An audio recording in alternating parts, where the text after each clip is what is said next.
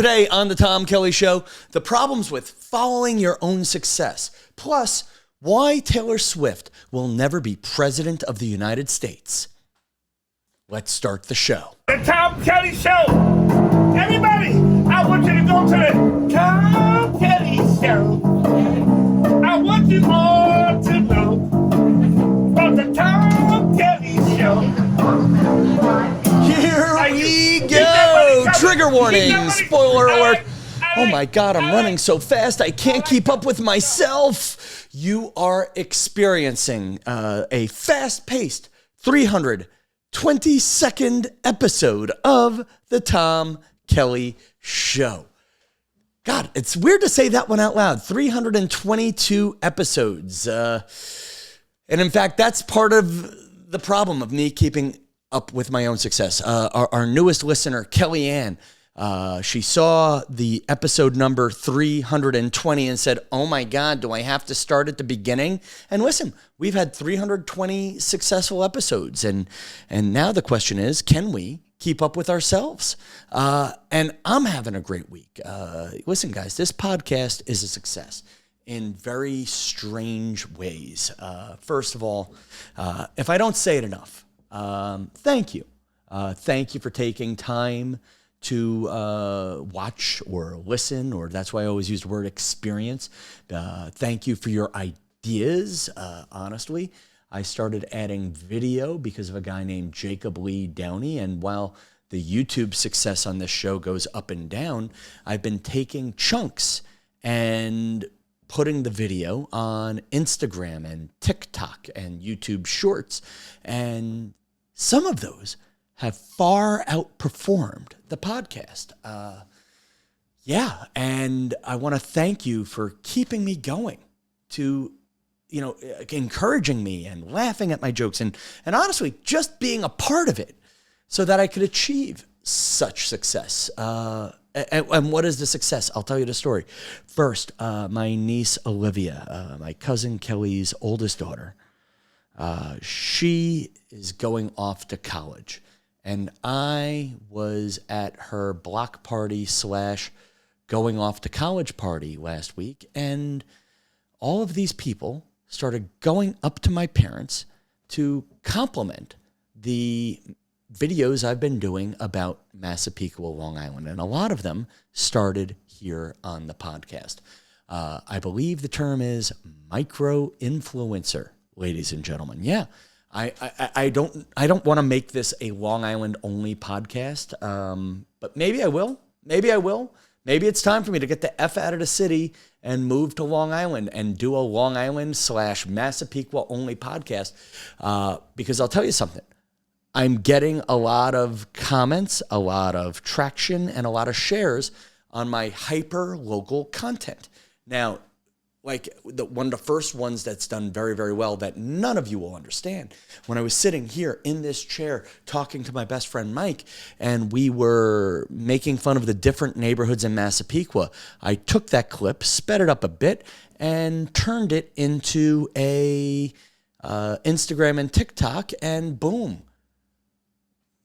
All around the town, people are sharing it. And I guess when you get into the big thing of what makes a show important, I think my podcast is important. I am Tom Kelly. I am a stand-up comedian owning his life transition right now. And it's funny, I met a woman who I really liked last week. Her name was Mia. No way in hell she's listening to the show. And I said the podcast was about me owning my midlife crisis. And she said, well, I'm a little young for that. I'm barely at my quarter life crisis. And the thing is, we all have this thing in common of we're all looking for something.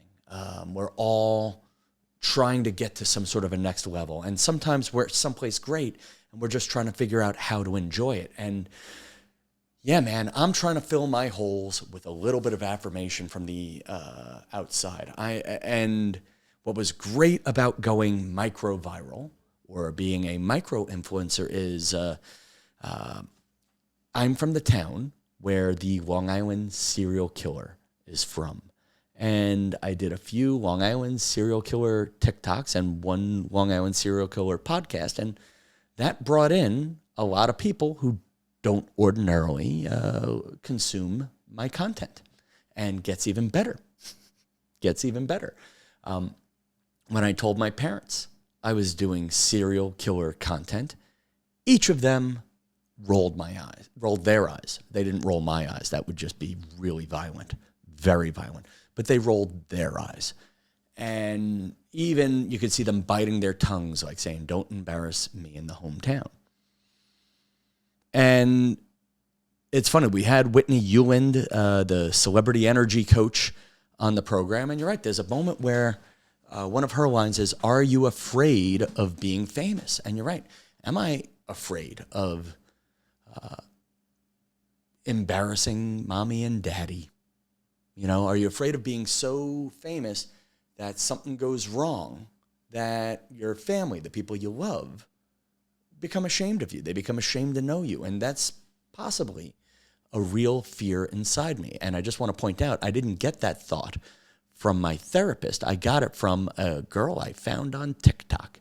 But I got out of going micro-viral something I thoroughly enjoyed and needed, which is suddenly all these people from town were telling my parents how funny they found me. And again, my parents are the most supportive people on earth, especially when you consider the fact that they really don't think I'm funny at all.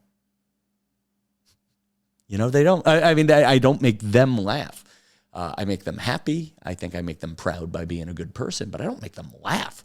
And yeah, so going micro-viral has worked. I've been asked to do some more micro-viral content, one on the town of Merrick and Belmore. I have a friend who I've asked for some advice on that. He knows who he is. And yeah, but here's the fun part, or the challenge, the theme of the podcast right now, is following your own success. And it's a different form of pressure.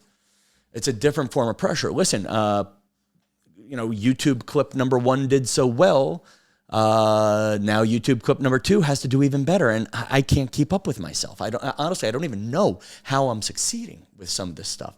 So there's a line that I got from Jon Stewart, which was, if you can't hit home runs, worry about hitting the singles. And I'll be honest, man. Again, doing great with Massapequa, Long Island jokes, but here's a sign I'm tired. Here's a sign I've run out of Massapequa jokes to tell. I did a video on All-American Hamburger, and basically, if you have nothing interesting to say about Massapequa, you go and just start talking about our beloved hamburger place. Massapequans are more in love with their All-American hamburger joint than their respective churches. It's a problem. I mean, serious to God, if somebody burned down the local church, we would be like, oh my gosh, this is awful. We're going to rebuild. If somebody burned down All-American Hamburger, Massapequans would arm and go to war. But again, when a comedian or a news show needs a quick boost in the ratings on Long Island, they talk about All-American. I mean, I worked at Good Morning America. I've worked at other morning news shows. Basically, if you're a news show, and we talked about this with Ryan Peterson, who's up doing the news up in Albany. If you want to boost your ratings on a news show, you show puppies or veterans. If you want to boost your ratings in Massapequa, you talk about All-American Hamburger. The problem is, how do you follow your own success? And we get back to just hitting singles, just doing little things that make you happy. And and honestly, my fear of following my own success has really kept me from wanting to record a podcast or two and put things in the can. So today, folks, I hope you don't mind. We're going to do little silly things, little silly topics. And I'm going to just try to hit a single today. If I hit a single, I'll be very happy. So on the list of topics, quick shout out, magic mirror moment to our friend Mike, who actually helped me get that viral topic about Massapequa. My good friend Mike, my best friend Mike. He gave me the topic master dating. Sounds dirty, doesn't it? It does. It's based on the word masturbate. let's all pause and cringe. I see Marianne Stelmagic, I see Diana, and I see Judy, the podcast moms, if you will, all cringing at the same time. But master date isn't as dirty a topic as you would think. I looked it up. According to the Urban Dictionary, master dating is defined as simply going out alone. For example, bro, my girl didn't want to go out with me, so I had to master date. I'm a chronic master dater. And yes, I am a serial master dater. I went on a I can't do it. I went on a master date to Dive 75, one of the local pubs last week. I went with 10 Australians who were loud and singing hilarious camp songs as we walked down the block to get into camp. To get into the bar. And God bless them all. Zeus the bouncer, who has been there for at least 12 to 15 years. He might even own the bar. But Zeus yelled at the 10 gorgeous, well, not gorgeous, moderately attractive, but female. Well, there was one guy, but you get what I'm saying. They yelled at the people who were going in, and his line was, "Don't you yell and sing outside. We're going to be respectful of the neighbors, and while we're at it, I don't want to hear you singing in the bar either." And again, Dive 75 is a quiet bar. So anyway, we went in. All those people I went in with were kind of like not happy to be there anymore. The bar is like a block from my apartment. I'm not going out, especially because I think everybody who went out with me was looking at me like I was going to pick up the tab, and no, they saw me perform at a comedy show. And I mean, dude, buying myself drinks for the night spends your comedy budget for the night. So anyway, they left, and there I was, master dating with my little comedy notebook, trying to write down what jokes worked and what jokes didn't for the night. And I met 3 brilliant, funny, Ivy League educated women who were all way too young for me. But I had a great master date.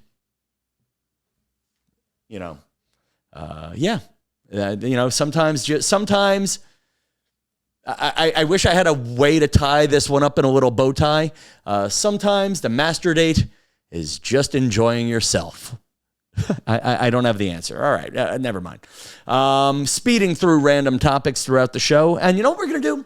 Oh, why don't I close with a topic? I'm going to close with 3 talented singers who sang at Good Morning America at the Tim McGraw concert. Tim McGraw concert was quite a treat. Tim McGraw, one country act, classy guy.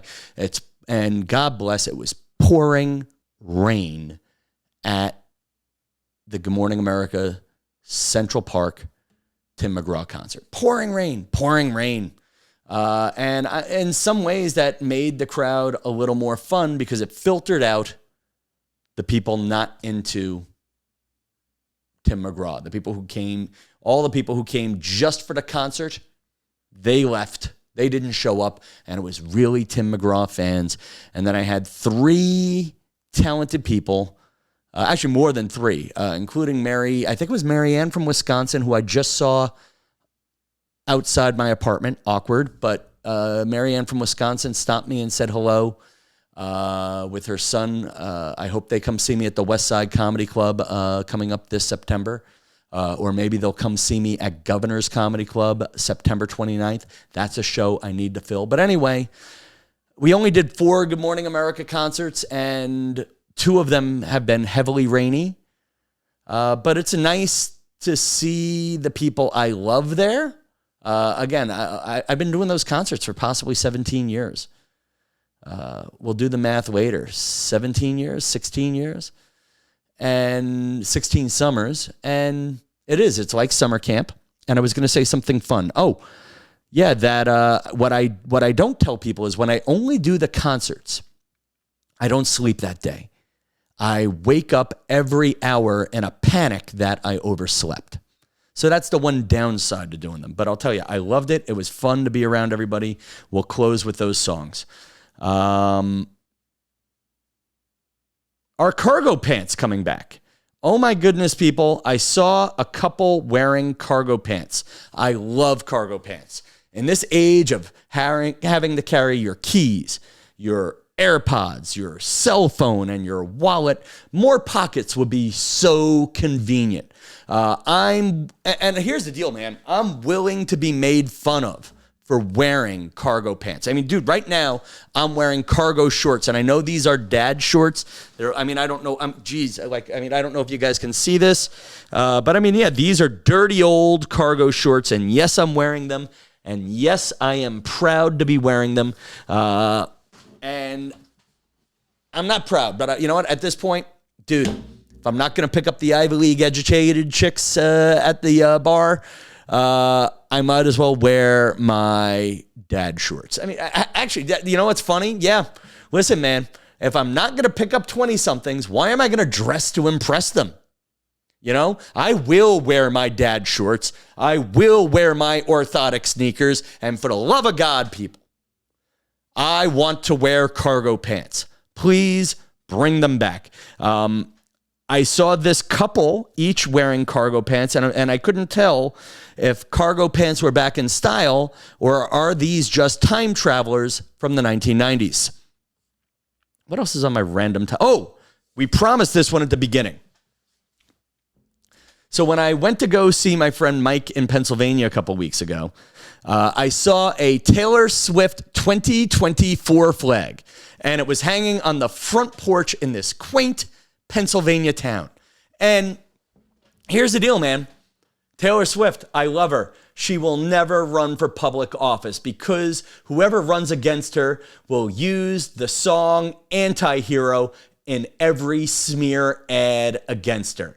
It'll be a black and white picture of Taylor, and then you're just going to hear, "It's me, hi, I'm the problem, it's me." Where does Taylor Swift stand on taxes? "It's me, hi, I'm the problem, it's me." Yeah, I mean, it'll be like, and Taylor Swift broke the hearts of 10 different famous men. "It's me, hi, I'm the problem, it's me." She can't run for public office just because of that song. Oh my God, I'm doing dumb topics, but let's do a few more dumb topics here. Don't cheat on your wives. This is a posting from the Massapequa Dads group. What's the difference between the Massapequa Moms group and the Massapequa Dads group? The Massapequa Moms group has lots of moms who are just talking about every crazy topic, and they have an opinion on everything, but they're also good human beings who want to help you on every little problem you're having. The Massapequa Dads, they're mean. Actually, here we go. So I found this post in the Massapequa Dads group on Facebook. What's the difference between the Small Town Moms group and the Small Towns Dads group? The Massapequa Moms group, everybody in the group is just a little bit mean. Whereas in the Massapequa Dads group, they're even meaner. In Massapequa Moms, you ask for an electrician, you get a recommendation. In Massapequa Dads, you ask for an electrician, and then 10 guys call you a lame ass for not being able to fix the problem yourself. So I don't talk to anybody in the Massapequa Dads group. I just kind of lurk, as they say. But I saw this post, and it reads, "Any of you guys that have a decent-looking wife and are debating divorce, don't do it. Go on some of the single websites and look at what's out there. It's disgusting. Deal with your wife. It's sad on the single sites. Gross.